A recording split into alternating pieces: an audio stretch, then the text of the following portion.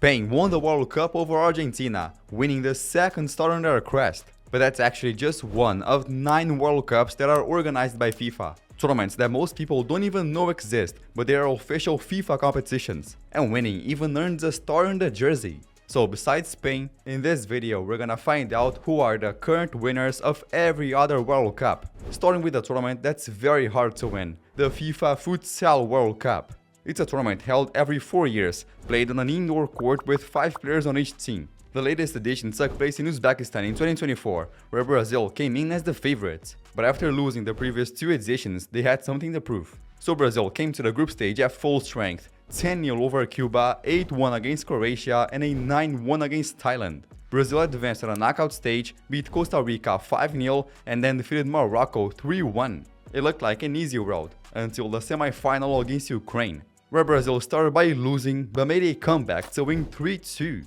And waiting for them in the final was their biggest rival, Argentina. But Argentina futsal didn't have Messi, so Brazil delivered again. Free kick will be taken by Marcelo. Right the way across and turned in from a narrow angle. Then they doubled their lead. Argentina pulled one back late, but Brazil held on until the final whistle. By 2-1, Brazil's futsal team became 6-time world champions, earning the 6th star on their jersey. But we've still got 7 more champions to see, including some unbelievable stories and national team that won a World Cup for the very first time. Meanwhile, Brazil's women's futsal team had never won a World Cup, because the tournament didn't even exist. That changed in 2025, when the first edition was held in the Philippines. Every team was chasing the very first star, but Brazil gave nobody a chance. 6 wins in 6 matches, 32 goals scored, and conceded only 4. Even the final was easy, a 3-0 win over Portugal. But now let's go to a World Cup that has featured several stars, like Ronaldinho, Jayvee, Toni Kroos, and even Neymar, the Under-17 World Cup. It brings together the best young talents in the world, and in the latest edition held in Qatar, Brazil made it all the way to the semi-finals. But against Portugal, they had a tough battle that went to penalties, and Brazil missed twice. With that, Portugal qualified to the final, that was gonna take place at Khalifa Stadium in front of 30,000 fans. And their opponent was a real underdog, Austria.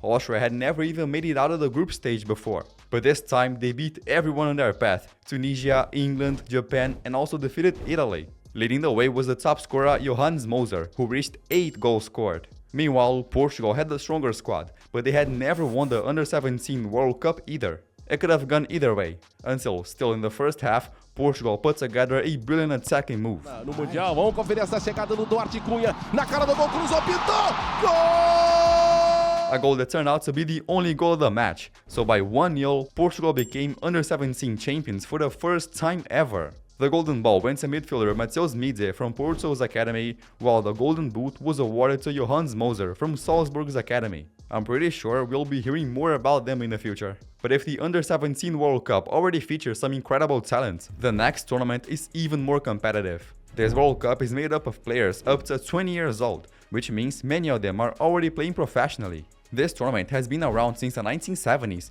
and has featured legendary names like Maradona, Iniesta, Kaká, Harry Kane, Holland, and even Messi. So winning it is very difficult. It happens every 2 years, and the last one was in 2025 held in Chile, where once again Brazil had high expectations, but they made their worst campaign ever, getting eliminated in the group stage. It doesn't look good for the future of Brazil. Meanwhile, in that same group there was Morocco, that hadn't even qualified for this tournament in 20 years, but they finished top of their group and carried that momentum into the knockout stage. They defeated South Korea, the United States, and then defeated France on penalties, reaching the first final in their history. Their first final across every World Cup category. So it was a massive moment for Morocco, but they still weren't the favorites. In the final, they had to face Argentina, the most successful country in that category. So, more than 40,000 fans at Chile's national stadium were expecting to see Argentina lift the trophy. But in just 12 minutes, Morocco shocked everyone.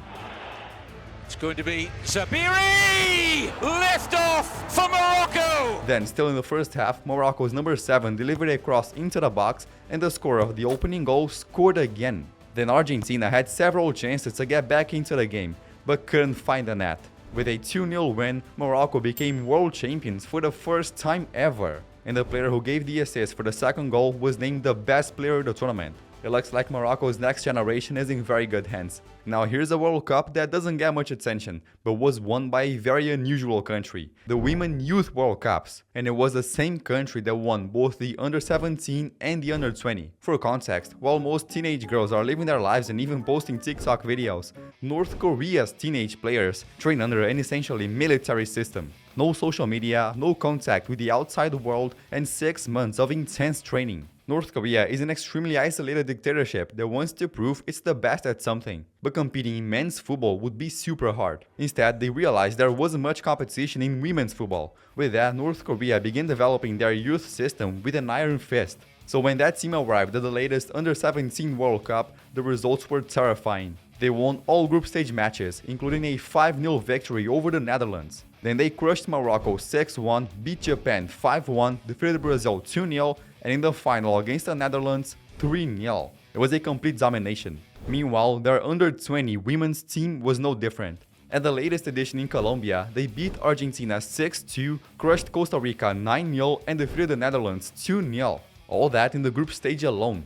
Then in the knockout stage, it was a 5-2 against Austria and a 1-0 over Brazil. So they reached the semi-final against one of North Korea's biggest political rivals, the United States. These players grew up being taught that the United States was their greatest enemy. So for them, winning that match was a huge deal. The United States also had a strong team, but they missed clear chances. Until before halftime, North Korea scored. From that point on, all they had to do was hold on to the score for a 1-0 win.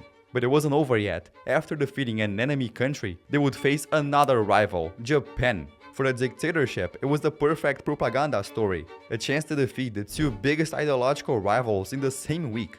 And for the players, returning to North Korea with that trophy could change their families' lives forever. It was quite literally the biggest match of their lives. So in the final, played at El Campín Stadium in Colombia in front of more than 30,000 fans, North Korea came out firing. Of Sasaki goes for goal and scores! After that, North Korea took control with their physicality. So Japan had no chance, and with a 1-0 win, North Korea became champions. Returning home as national heroes, celebrated almost as if they had won the Senior World Cup. They made Kim Jong-un happy. Now the next World Cup is completely different from everything we've seen so far. It's not played on grass or in an indoor court, but on sand, the FIFA Beach Soccer World Cup. This version of the game is played with 5 players on each team, and because the ball doesn't roll well on sand, players are constantly flicking it up for bicycle kicks and volleys. The latest edition took place in 2025 in Seychelles, an island nation off the coast of Africa, and every match was played at this arena. Look how beautiful it is. This tournament has been won by countries like Portugal and even Russia, but the nation that truly dominates it is Brazil, which came into the tournament with 6 stars on its jersey. But their campaign started quietly, just a 3-1 win over Honduras and a 2-1 win against Italy. However, in the final group stage match, Brazil crushed Oman 11-1. Then in the quarterfinals, it was 6-0 over Spain and then 4-2 over Portugal. Now to become champions, Brazil just needed to defeat Belarus, a country that isn't even by the ocean, yet it reached the beach soccer final. Brazil expected a comfortable win and quickly built a 3-1 lead. But in the closing minutes, Belarus fought back and tied the match at 3-3. It looked like it was headed to extra time. But then, with less than 2 minutes remaining, charging back of Belarus, and it's bobbled into the back of the net.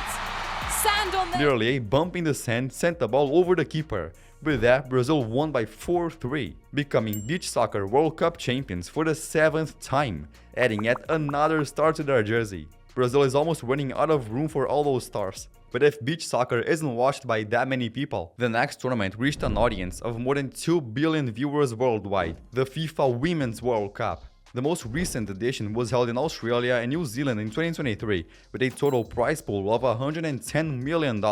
Then the host nation Australia made it all the way to the semi-finals, but lost 3-1 to England, who secured a place in the final. On the other side of the bracket, Spain defeated Sweden, setting up a final between two nations that had never won this World Cup before. So both teams took the field at Stadium Australia in front of 75,000 fans and delivered an incredible match. England hit the crossbar early, while Spain missed several clear chances. Then in the 29th minute, Spain won the ball back in midfield and it fell to their captain's feet.